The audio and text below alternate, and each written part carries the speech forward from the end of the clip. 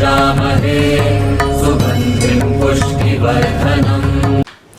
नमस्कार फ्रेंड, मैं आचार्य रेखा चंद अपने YouTube चैनल एस्ट्रो रेखा में आपका बहुत बहुत स्वागत अभिनंदन करती हूँ।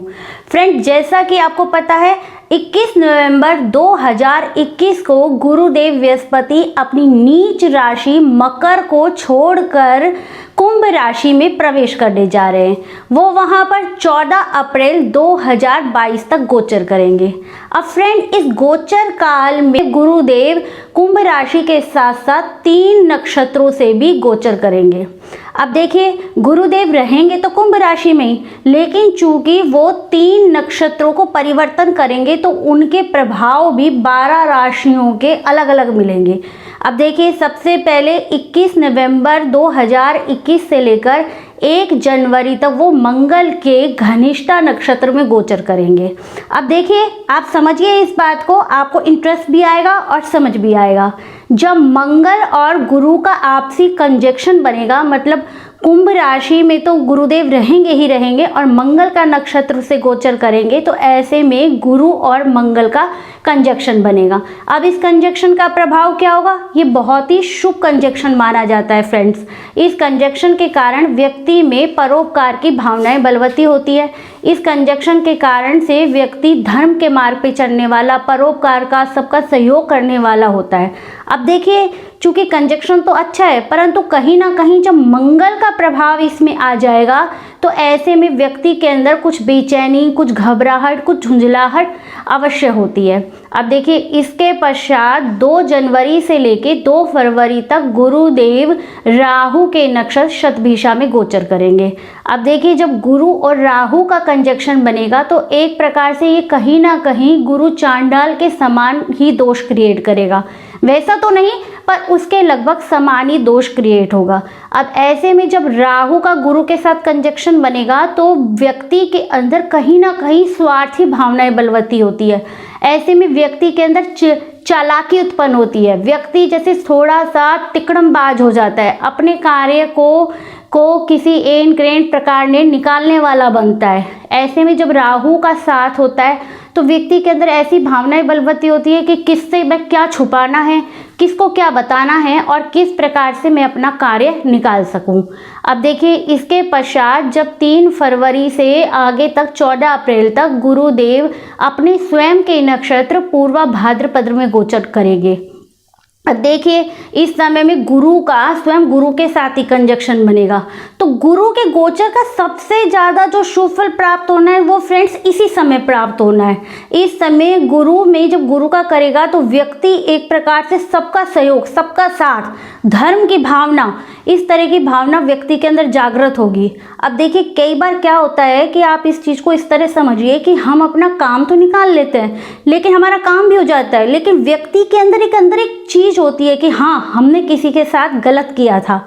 तो जो ये गुरु में जब गुरु का कंजक्शन बनेगा तो गुरुदेव ऐसी बातें नहीं होने देंगे। व्यक्ति विकास तो करेगा, वो आगे तो बढ़ेगा, लेकिन वो किसी के साथ गलत नहीं होने देंगे। एक तरीके से व्यक्ति धर्म के मार्ग पर सबको साथ लेके चलने वाला होता है।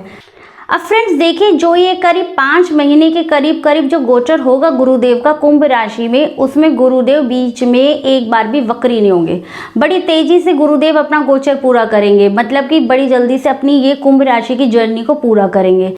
तो फ्रेंड्स, गुरु ग्रह जब ये कुंभ राशि में करीब जो 5 महीने जो करीब गोचर करेंगे, इस गोचर काल में गुरु ग्रह एक बार भी वक्री नहीं होंगे, तो बड़ी तेजी से ये अपने कुंभ राशि की जर्नी को पूरा कर लेंगे। अब देखिए, इस बीच में 24 फरवरी से लेकर 26 मार्च के बीच में गुरुदेव बीच में अस्त भी होंगे। तो फ्रेंड्स, मेरा वीडियो यदि आपको पसंद आए तो उसको लाइक एंड शेयर कीजिए और मेरे चैनल को सब्सक्राइब कीजिए।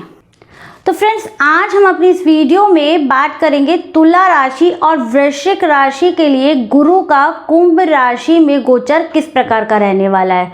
तो फ्रेंड्स सबसे पहले बात करते हैं हम तुला राशि के लिए। तो तुला राशि के लिए देव गुरु बृहस्पति एक तो 3rd हाउस के स्वामी है और 6th हाउस के स्वामी होकर इनका 5th हाउस में गोचर हो रहा है।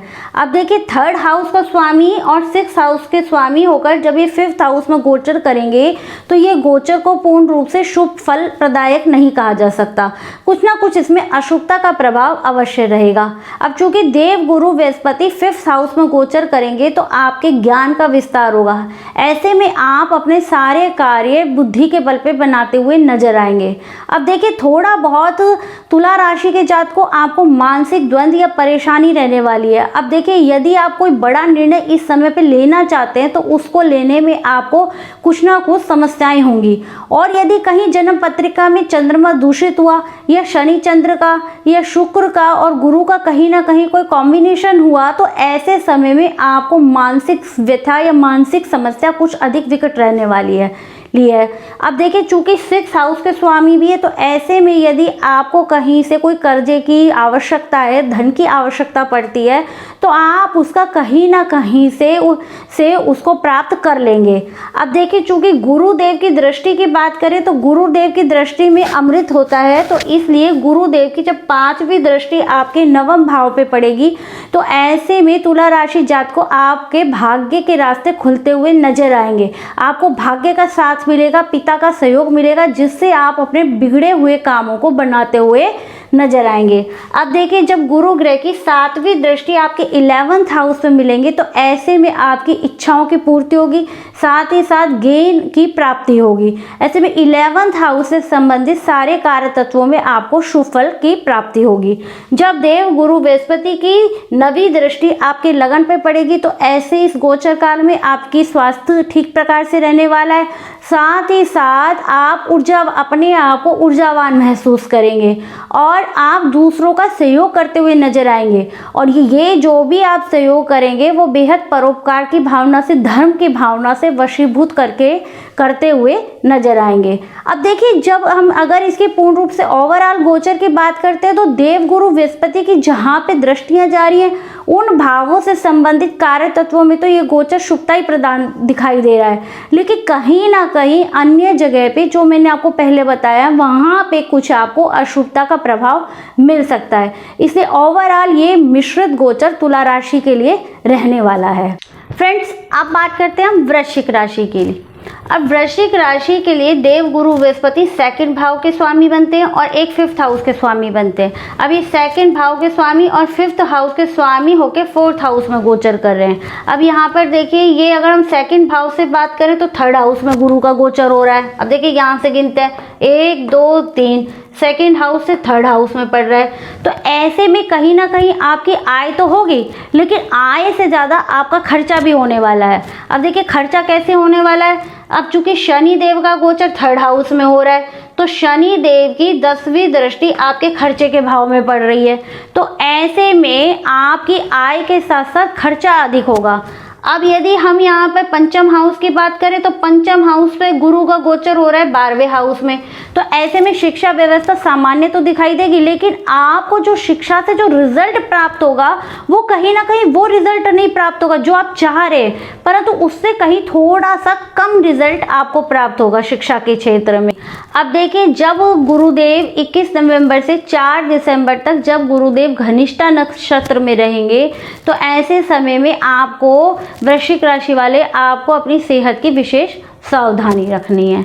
अब देखिए अब हम बात करते हैं गुरुदेव की दृष्टि के बारे में।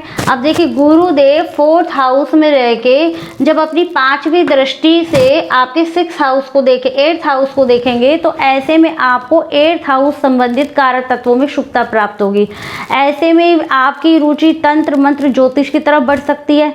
आपके ससुराल वालों से संबंध अच्छे रहने वाले हैं। आप खोज संबंधी, अनुसंधान संबंधी या कोई रिसर्च संबंधी कार्य करते हैं तो उसमें आपको सफलता मिलेगी। आपकी परिस्थितियां चाहे कितनी भी विकट हो उसमें आपको कहीं ना कहीं विजय की प्राप्ति होती रहेगी।